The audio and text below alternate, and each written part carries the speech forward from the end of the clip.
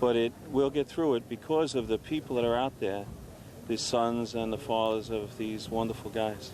Commissioner, your voice caught when you had to talk about the fact that you thought you'd never see a day like this with a very recent high ranking. I just don't know how to explain it.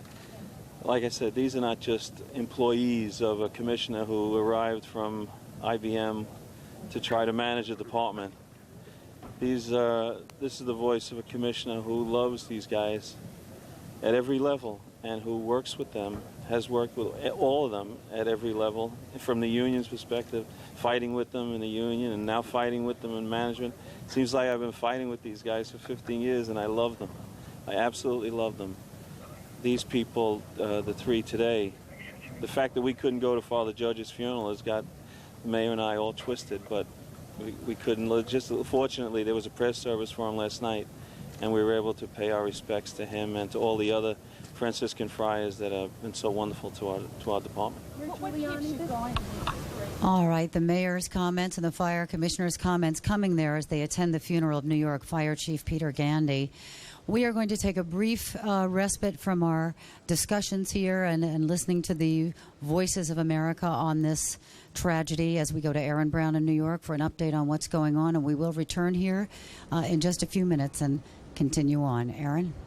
Bobby, thanks. And just watching the mayor, I think New Yorkers know this. I don't know if people outside the country do. It's actually been a very tough year for the mayor. He's battled prostate cancer this year. He's also been involved in a very messy public divorce, and that would be uncomfortable wherever you were, but in New York, where the two tabloids battle over such things and who can come up with the most detail on such matters, it's made it especially difficult.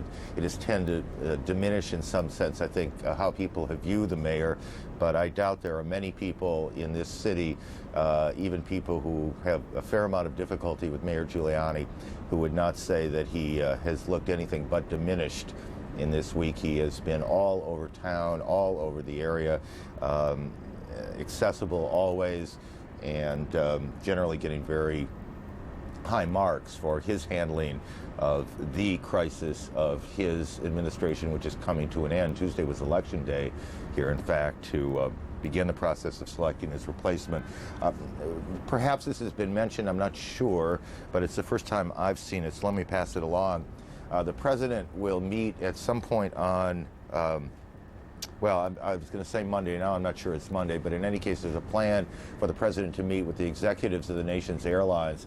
Nation's airlines were having a very difficult time before this, in fact. Obviously, this has been a devastating week for them, and the prospects moving ahead aren't very good either, and there's a lot of concern about their financial stability. Continental's talking about laying off 12,000 people and cutting its flights back, once it even gets to whatever normal is going to be, cutting its regularly scheduled flights back by 20%. Northwest Airlines saying much the same thing. Other airlines are having trouble.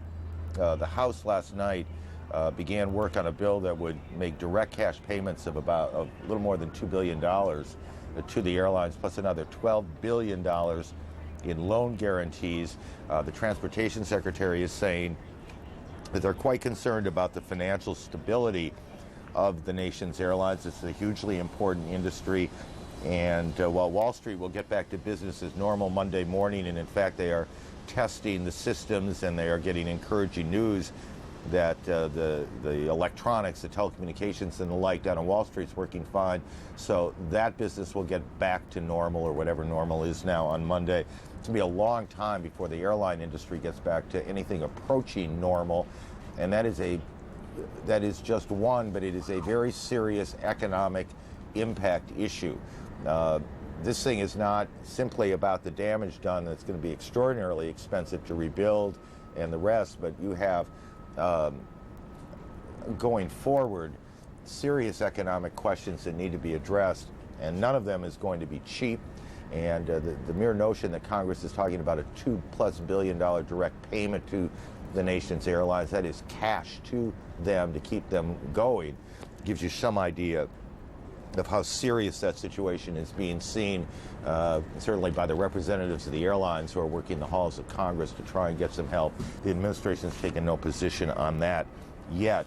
Martin Savage, down on the streets of New York where the recovery operation goes on. Marty?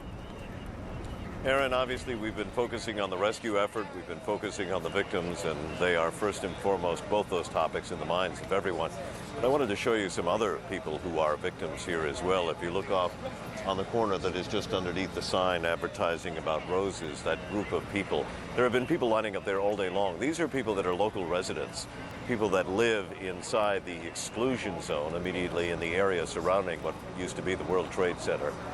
And there are people that no longer have a home. Their homes still exist, their apartments still exist, but they cannot live in it. They have all been evacuated. And what they're waiting for is that they will be given the opportunity to be escorted to their apartment. And under escort, they have 10 minutes. 10 minutes to grab whatever it is they think they need, whatever they believe they need to carry on. And that's it. Then they leave. You see many of them coming down the street with whatever belongings that they could grab in that short amount of time. And all day long, people have been coming and going, doing that.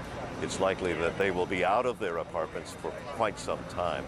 And joining me to talk more on that subject and others is Michael Beeman. He is with FEMA here in New York, in the New York region. And that is, of course, the Federal Emergency Management Agency. Michael, thank you for being with us. No problem. And let's talk about these people who have been displaced. There is assistance that can be available to them. They very easily could be eligible for federal assistance, for rental assistance. If they've been displaced from the apartments down here because of this disaster, they are eligible for federal assistance for that. There's a lot of categories people are eligible for, such as medical assistance, funeral assistance, the rental assistance that we talked about, and there are a lot of other categories. They simply need to call a 1-800 number that we've been putting out. It's 1-800-462-9029. And once they call there, it's a seamless process. They provide the information, they're given a case number. From that era on, it's tracked by that case number as to what their eligibility will be. And then they'll start receiving funds from the federal government. How quickly, though, will they get the money? Actually, in some of our disasters in the past, we've been able to get checks out as quickly as 3 days after we've started taking in the information. It depends on the category of assistance that they're applying for. And that number once more, just so Is people can... 1-800-462-9029. Let's talk about something else. We have spoken a great deal about communications that people had through those cellular telephones, many people who were inside the building. Right. Now, through technology, it's sort of, you're trying to work it in reverse, in that you are trying not necessarily to communicate with the individual, but to their cell phone. Tell us how that is working. Lucent Technologies came forward to us sometime in the last day or two and said, we have the technology to be able, if you can get us the numbers and send a signal to them, we'll be able to go ahead and figure out where those cell phones or pagers are. So we were asking anybody that knows of anyone that's missing and they have a cell phone number or a pager number for them, or some other communication device. Some pilots, I understand, are able to have communication devices, is that they call to that number and they give us those numbers that they know of so that we can have that signal sent to it. So Lucent give us some idea where we should be looking for those people that are still missing. That number is 877-348-8579. And we really appreciate that you all are getting it out nationally, because these numbers could be anywhere in the country that somebody knows of somebody that's missing and has a cell phone or a pager that they're used to calling. So we'd appreciate getting as much of this word out across the country. Give us another idea of some of the other things that FEMA is directly involved in here. Well, since FEMA is the agency responsible, it has the kind of the orchestration of all the other federal agencies of drawing in whatever resources there. I know that Health and Human Services is deeply involved. They have the disaster mortuary affairs teams in here. They also have the disaster medical assistance teams in here. The Coast Guard is deeply involved right now because, of course, they're only allowing so many ships into the ports about an hour and a half apart before the ships come in. They make sure all the paperwork's in line. But there are a never-ending list of federal agencies that are directly involved in this operation and trying to help this community recover from it. Michael Beeman, we know that we will be hearing from FEMA and probably from you over the next days and weeks. Thank you very much. We wish your organization Thank you good very luck. much. Appreciate it. You might have heard the applause there, and you might think it's a bit out of place, so close to the proximity of the World Trade Center here. But actually, this being a Saturday afternoon, many people have been drawn down to this particular point. And each time that they see firefighters and rescuers coming out, Every one of them they treat to a round of applause. Gives you the sense of the feeling here on the streets, even as close as we are to what used to be the World Trade Center. Aaron? Marty, thanks. My eye is drawn behind you to that. I'm sure you know what I'm looking at. That string of American flags that line the street behind you. Has that been there for the last couple of days, or is that new today? Flags have been appearing down here recently. Within the past number of days, it's been growing. Not just flags that are on buildings, flags that are on people. We were over on the West Side Highway there. There was a gentleman there that bought a huge bolt of cloth with the American flag emblazoned all over it. And what he was doing was cutting out little flags and handing it to each of the firefighters and police officers and pinning it onto the backs of them so that as they go in to do their job, that the American flag would be with them and be worn proudly. This is just as you were saying that Verizon is a phone company here. A truck went by with a flag on it. We were coming in. We saw cabs with flags, cars on the highway with flags. Thank you, Marty. Martin Savage down on the ground there. One quick note, and I want to go to the Pentagon. I came across this a moment ago. Just a sense of how jittery things are in the country. A man was taken off a Delta Airlines flight, Boston, that would be Boston Logan, and you see the significance there, to Atlanta for what's described as suspicious and rowdy behavior. The man was, quote, vaguely Arab looking, end quote. I don't have a clue what that means, to be honest, and kept changing seats in first class. It's very jittery there. It's very jittery, period. We saw a little bit ago, about an hour or so ago, some new pictures of the Pentagon and the damage that was done there. We want to show you those again and talk some about the effort to put the Pentagon back together.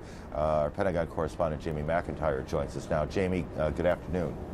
Good afternoon, Aaron. Well, Pentagon officials today, specifically the manager of the Pentagon renovation project, because as you know, the Pentagon is undergoing a 10-year renovation, vowed to rebuild the Pentagon as good as new, perhaps even better than new, even replicating the historic limestone facade of the Pentagon. Was built during World War II, originally built in 16 months as part of the build-up to World War II.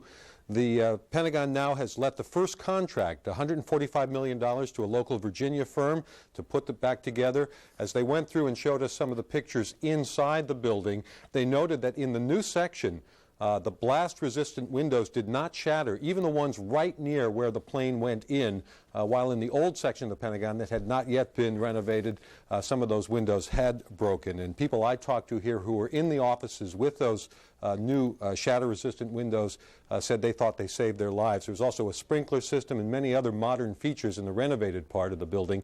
The Pentagon officials here say this building has not been up to code since 1953. That was the last time it met all the fire and electrical codes, and they're going to change that now as part of the renovation. This is, of course, the world's largest government office building. They're going to have to remove approximately 350 million pounds of debris, and they're going to have to demolish the Pentagon down to the concrete columns and floor slabs, and then rebuild a space that's equivalent to more than 2 Empire State Buildings as part of this renovation. It's going to take years, but they say they will do it as quickly as possible and get people back into that building, which they say will be better than new.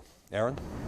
It's a building, Jamie, you go to work in every day. We were talking, I think it was yesterday afternoon, about the fact that for all of the power of television, television doesn't necessarily do these sorts of things justice, that when you see it firsthand up close in person, not on a 26-inch screen, it is much worse, almost said much more impressive, much worse than ever. Is that your impression as you look at it there?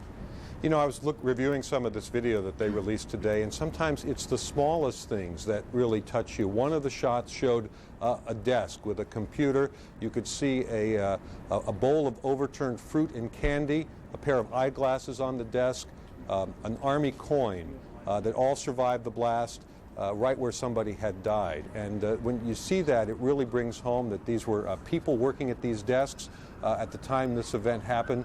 And it really does bring home the magnitude of what has happened here. There's the shot, one of the shots I was talking about on the air now, the eyeglasses there on the desk. And the suddenness of it all.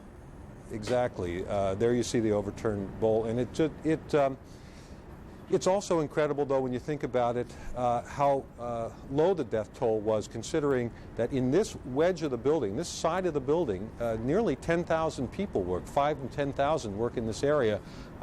But because this was a part that was under renovation and some people were moving, and because of simply the sturdiness of the building, 189 people died, a tragic number, but it could have been worse if not for the fortress quality of the way this building was built back during World War II. And you know, at the time, they didn't have much steel because steel was needed for the war effort, so they had to use a lot of concrete to make this building strong enough to withstand. And originally, they didn't think the Pentagon was going to be used after World War II. They thought it would probably become a storage facility, so they made the specifications strong enough that it could hold thousands of pounds of records, and you know how heavy those can be. So the Pentagon is very solidly built. They say when they rebuild it, they'll be putting more steel in to reinforce it. It'll be even stronger.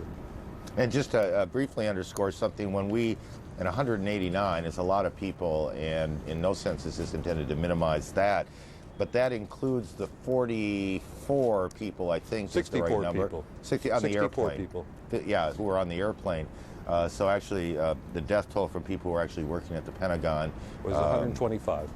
And that's particularly, that number is especially low when you consider some of the earlier reports. Jamie, as we go along, we need to begin, I think, I do at least, focusing more on how, not the building, but the people inside the building, what they're doing, and what plans may be in play. And as we go along this afternoon and tonight, I suspect we'll be heading in that direction. Thanks for your work today. No one believes, by the way, that there are any more survivors in the rubble of the Pentagon. That number now is a pretty firm number. Not the case here in New York, where it's still unclear if any of the 5,000 or so people who are listed as missing may still be alive, which is why people continue to come to the Armory in New York to bring information about their missing loved ones. Elizabeth Cohen remains on duty there. Elizabeth. Aaron, exactly. That's why they come to the Armory, and today they have a new reason to come to the Armory. The officials inside are taking DNA swabs.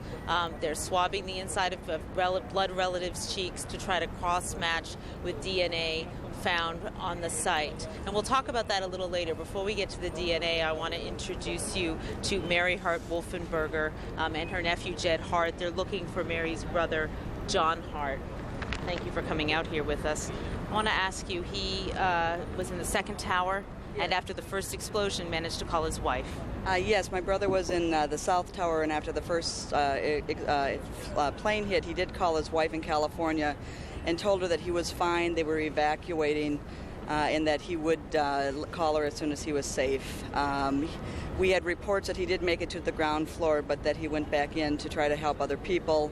After the second plane hit, John did call his wife again on his cell phone and tell her that he was in trouble, and that cell phone did go dead, and that was the last we have heard from my brother. But we're working hard here and trying to give all the information we can to the authorities inside the Armory, trying to provide them with any information that might help John's family to bring John home. I wanted to encourage all of the folks who are down working in that terrible rubble where my brother is, and the folks who are going to be receiving the DNA samples that we gave today, that they're telling us those DNA samples are being sent to Albany, and there must be an army of lab workers up there who are going to be working with that, and we really want to encourage those folks and tell them how important it is to help us find my brother John and bring him home. This is your brother's Christmas card right down here. Can you introduce us to his family?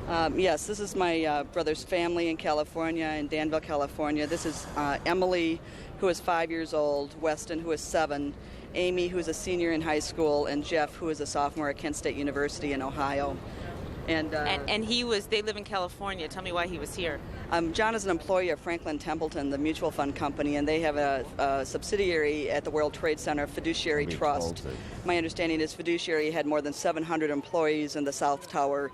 John was here to teach a seminar on the day of the disaster, and all of the employees of Fiduciary who were in that seminar are missing.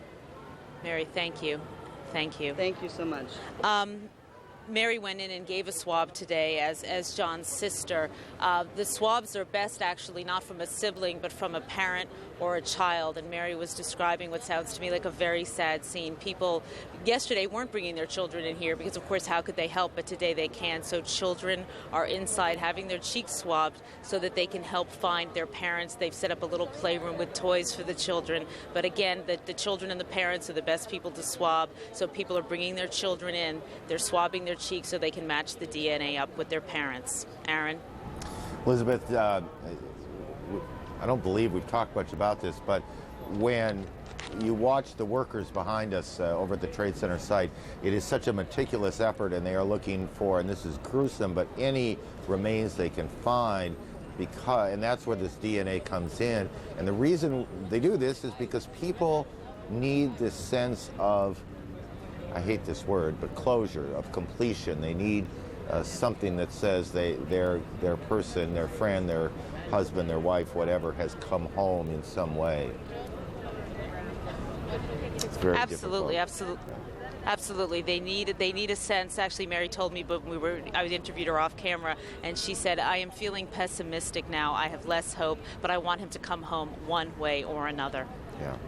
Elizabeth, thank you. We'll be checking in again. Down at, really, I think I saw the number 4,700 have been a good deal number of people have been checked into hospitals, and that actually goes on even now because it's dangerous down on the work site. People slip, fall, get hurt, get things in their eyes. Dr. Sanjay Gupta is down there for us.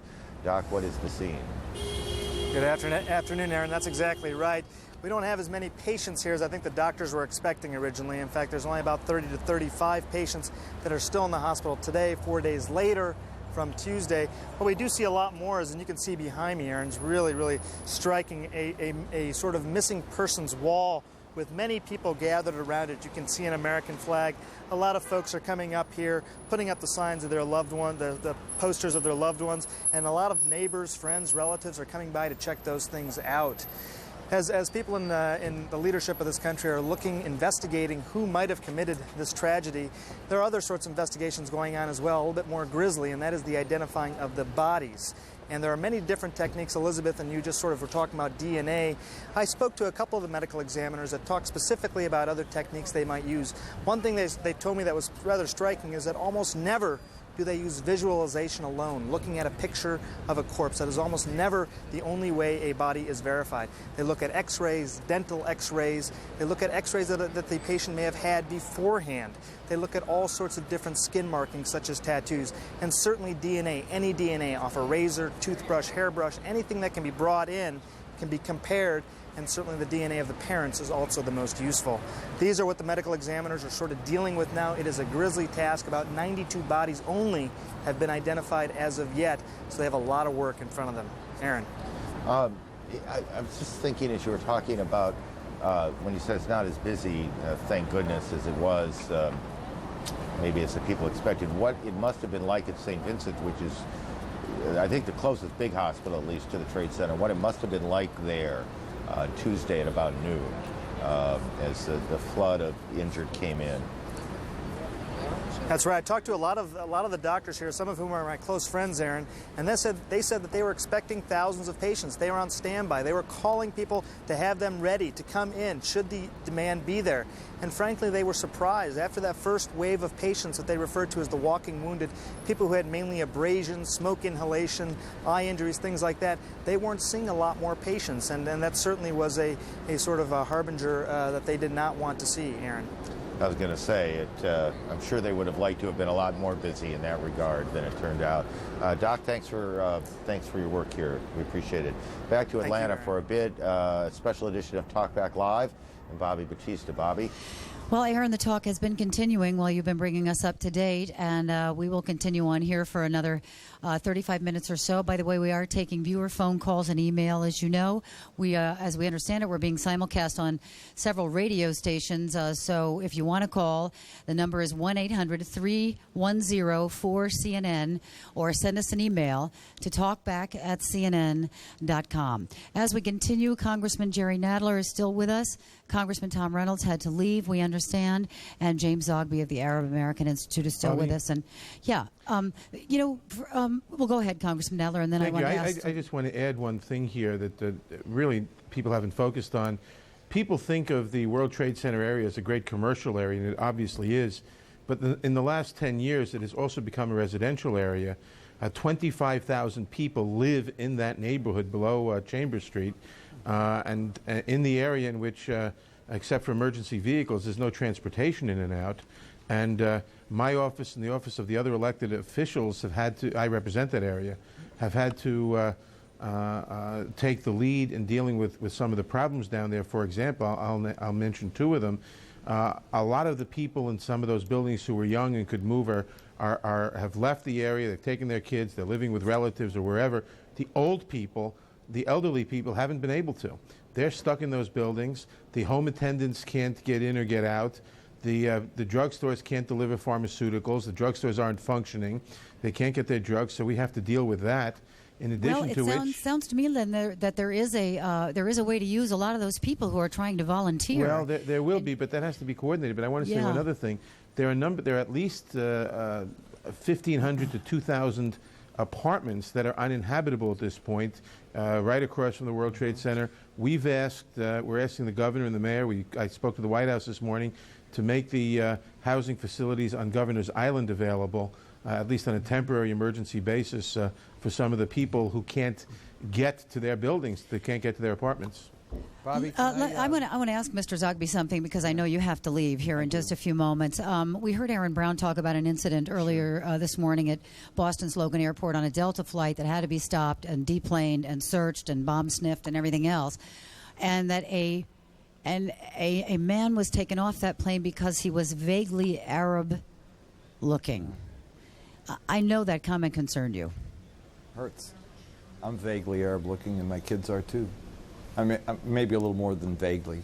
The fact is, Bobby, that we've seen this all over the country, and this is one of the problems we're having, is that in fact people are being targeted because they look Arab. And that includes Hispanics and some African Americans and Filipinos are being attacked and called Arabs.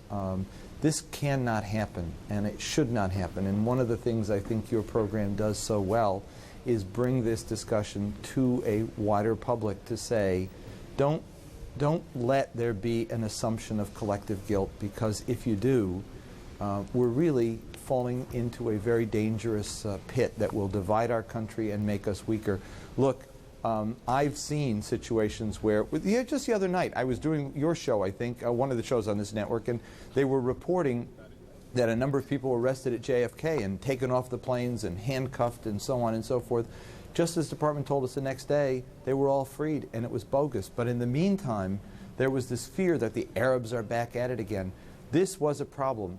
19 people did evil, and we need to find ways to protect ourselves, to ferret out this problem, but we cannot fall down the deep hole of racial prejudice, because if we do, it will be a nightmare for all of us at the end. James Zogby, I know that you have to leave. Thanks very much for joining us today. I always appreciate your perspective on this. Eddie, you are an American. Yes.